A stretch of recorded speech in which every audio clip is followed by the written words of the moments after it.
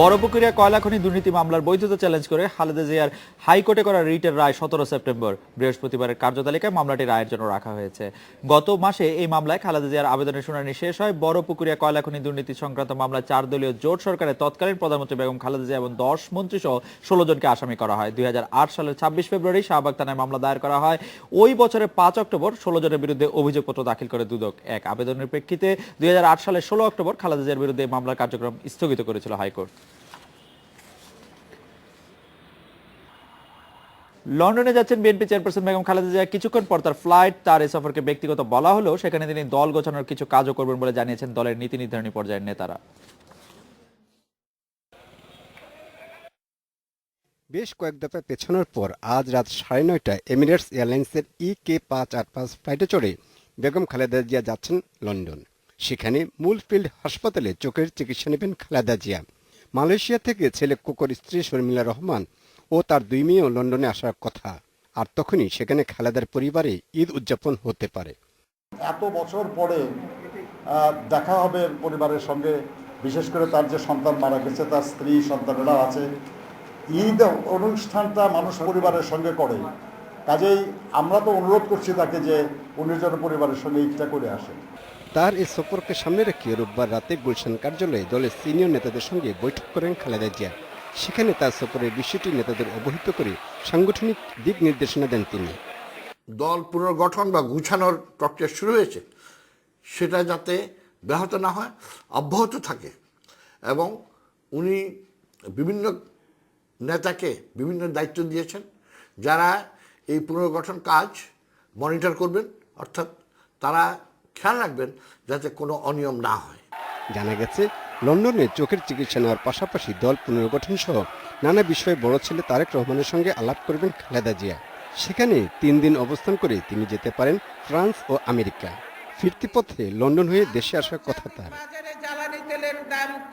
Shahabuddin Chowdhury, independent news, Dhaka. বিএনপির জাতীয় নির্বাহী কমিটির আন্তর্জাতিক সম্পাদক নাজিমুদ্দিন আলম আছেন আমাদের সঙ্গে। নাজিমুদ্দিন আলমের কাছে জানতে চাইব, লন্ডনে যাচ্ছেন বিএনপি চেয়ারপারসন বেগম খালেদা জিয়া, তার অবর্তমানে দেশে ভারপ্রাপ্ত বা দায়িত্বপ্রাপ্ত কোনো প্রধান কি বিএনপিতে থাকছেন যিনি এই সময়কার সিদ্ধান্তগুলি দেবেন? জনাব নাজিমুদ্দিন আলম।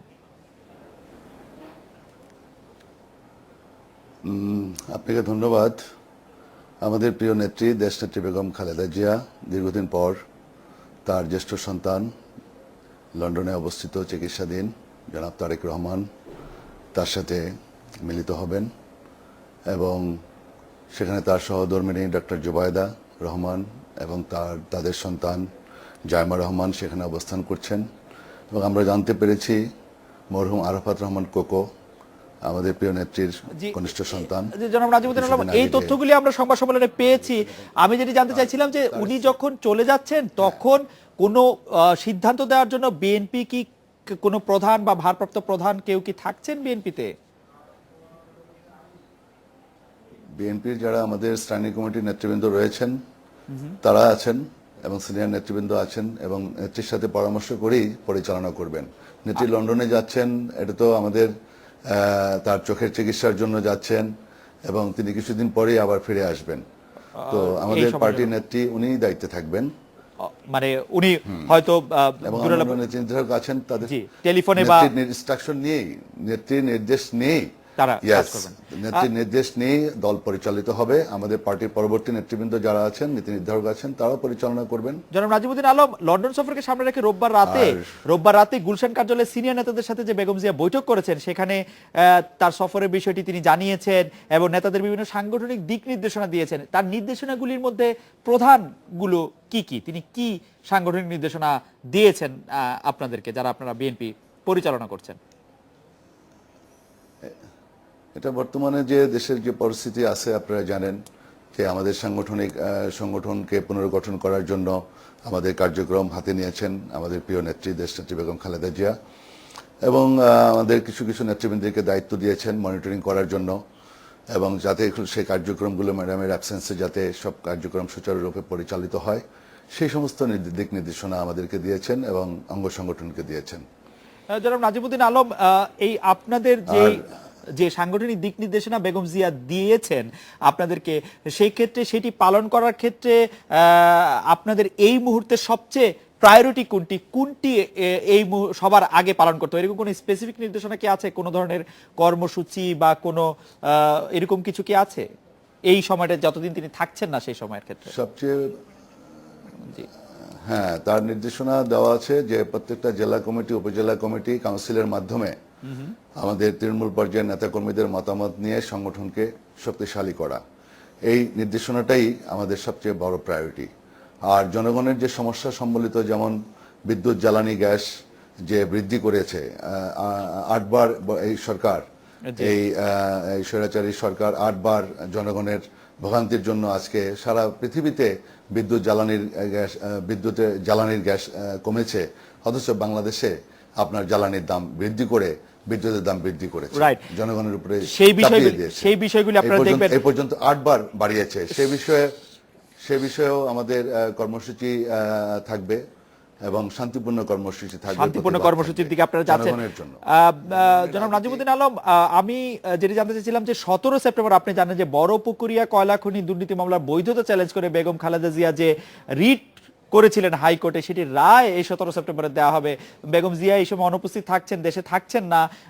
বিএনপির যারা আপনারা আছেন নীতি নির্ধারণী পর্যায়ে এবং যারা আইন শাখার বা আইনি বিষয়গুলি যারা দেখছেন, তাদের পর্যবেক্ষণ কি এই সম্পর্কে আপনার জানা আছে কিনা?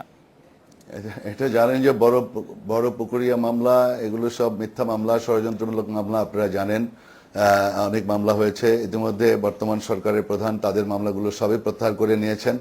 আমাদের নেত্রীর অনেক কম মামলা ছিল, বর্তমান এই শাসক যিনি আছেন, শাসন করছেন, তার চেয়েও অনেক কম। তারপরে তাদের মামলাগুলো সব প্রত্যাহার করা হয়েছে, আমার নেত্রীর মামলাগুলো রয়ে গেছে। এখন এই মামলাগুলো নিয়ে শুধুমাত্র এই শাসক যিনি আছেন, শাসন করছেন, তার চেয়েও অনেক কম। তারপরে তাদের মামলাগুলো সব প্রত্যাহার করা হয়েছে, আমার নেত্রীর মামলাগুলো রয়ে গেছে। এখন এই মামলাগুলো নিয়ে শুধুমাত্র হয়রানি করা হচ্ছে আমাদের নেত্রীকে নিয়ে। এই নেত্রী সবচেয়ে জনপ্রিয় নেত্রী বাংলাদেশে, আপনার 3 বারের প্রধানমন্ত্রী। তার সাপোর্ট আপনি দেখেছেন যে তার কনিষ্ঠ সন্তান আরাফাত রহমান কোকো যে যখন মারা গেল, অকালে মৃত্যু হলো, তারপরে তার জানাজায় কি লোক হলো আপনারা দেখছেন। এবং এখনো বিএনপির যে সমর্থন এবং আমাদের প্রিয় নেত্রীর সমর্থন সবচেয়ে বেশি। তার মানে আপনি মনে করছেন যে এই মামলাটিতে বৈধতা চ্যালেঞ্জ করে যে রিটটি করা হয়েছিল সেটি খুবই উপযুক্ত এবং যথাযথ ছিল। আমরা 17 সেপ্টেম্বরের জন্য অপেক্ষা করি যে হাইকোর্ট এই রায় কি দেয়। আপনাদের কি দেশের উচ্চ আদালতের উপর আপনাদের শক্তিশালী আইনজীবীরা রয়েছেন, দেশের উচ্চ আদালতের শক্তিশালী আইনজীবীরা রয়েছেন, আপনারা জানেন। বারে উচ্চ আদালতে আমাদের আইনজীবীরা অবশ্যই সেটা যৌক্তিকতা তুলে ধরেছেন। 17 সেপ্টেম্বর রায় দিবে, আপনারা নিশ্চয়ই উচ্চ আদালতের প্রতি সেই আস্থা রাখছেন। ধন্যবাদ জনাব নাজিমুদ্দিন আলম। এডিটর স্পিক একটি বিরতি নিচ্ছি, ফিরছি একটু পরে।